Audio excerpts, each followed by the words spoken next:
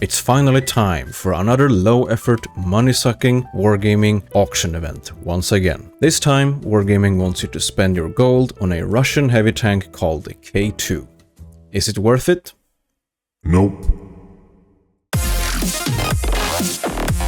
On a more serious note though, hello everybody, Zwhatsh from AwesomeEpicGuys here. Edwin won't be joining in the upcoming few videos covering this auction event, including this one, as he is very busy tryharding in Clan Wars trying to get the new Chinese 116 F3. Feel free to type a comment below to wish him luck on the battlefield. Anyhow, today I'll be talking about this new K-2 tank that Wargaming is selling through this auction event. I can start off by saying that we at AwesomeEpicGuys generally don't like these auction type events, as they are only designed to fill Wargaming's pockets, with no intention of being fun or entertaining in any way or form. We will still probably bid on most of the offers for collection purposes, yeah. This does not mean that we like the event. Since we don't really want to hype up these types of events, this video will be mostly just informative. Alright, let's talk about the K-2 then. As of making this video, the only information I have regarding the auction itself is that the tank will be sold in 20,000 units on the EU server and 7,000 units on the NA server. I have no idea what the bid will start at, but I know it will be sold for gold. And I can tell you here already that the tank is definitely not worth your gold at all. Why? If you have stuck around this channel for quite some time, you know that I am a big fan of slow heavy tanks that rely on armor and hit points, preferably with a huge punchy gun as well. And this tank definitely falls into that category. But even me, a certified heavy tank enjoyer that loves shitty and mediocre tanks, I hated this tank. The K-2 is garbage, so frustrating and boring. At first glance, I thought this tank would be another IS-3 clone, moderately quick with moderate armor, but I'd say it resembles more of a defender than anything else. It's extremely sluggish. With a maxed out crew, field mods and a bomb turbo, I managed to make it go a maximum of 35 kph, but that was going in a straight line for a solid 10 seconds downhill. I imagine the average player will have to deal with around 25 kph of an average top speed, considering my playtest of this thing was on a press account with access to all the best setups in the entire game.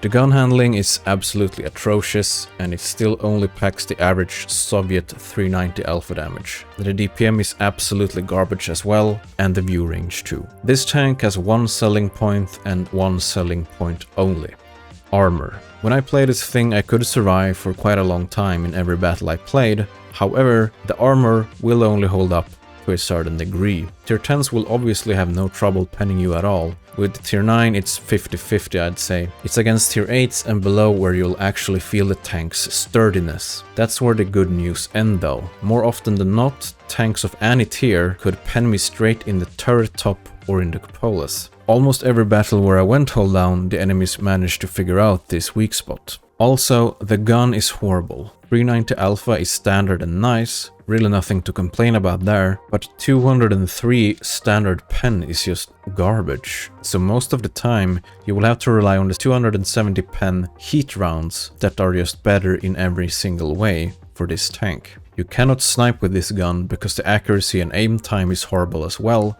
This tank can only really fight in close quarters combat, and in those situations the heat rounds will be the superior shell every time. So this is a premium tank that will rely solely on premium ammo to be not even competitive, but to even stand a slight chance against the rest of the opposition. Which also means that you won't be able to make much money in this tank, since it's so reliant on premium shells. So, a premium tank that can't make money. This is another tank that is designed to just be frustrating to play. It reminds me of the Bofors Tornvagn in a way, but worse in every aspect. I think this tank will only consistently perform against tier 7s and 6 tanks, where the armor will provide the player with an extremely forgiving playstyle, which will reward an inexperienced player, which does not really make much sense, as only seasoned players will actually be willing to spend money on this thing. Also, another Russian tier 8 premium heavy tank?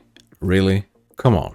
The Japanese tech tree doesn't even have one tier 8 premium heavy tank. Do we really need like the 20th Russian tier 8 premium heavy tank? Jesus. All in all, it just seems to be another collector's tank to collect dust in your garage, and potentially be one of the most frustrating 3 marks in the entire game, considering its sluggishness, slow speed, and atrocious gun handling. The reason Wargaming has implemented this tank into the game is purely because of FOMO reasons, just like the Lion. Everybody is gonna want to have this tank, but nobody is gonna want to play it, except a rare few who want a real difficult 3 mark challenge. Regardless of the minimum bid in the auction, I'd pay to never have to play this tank ever again.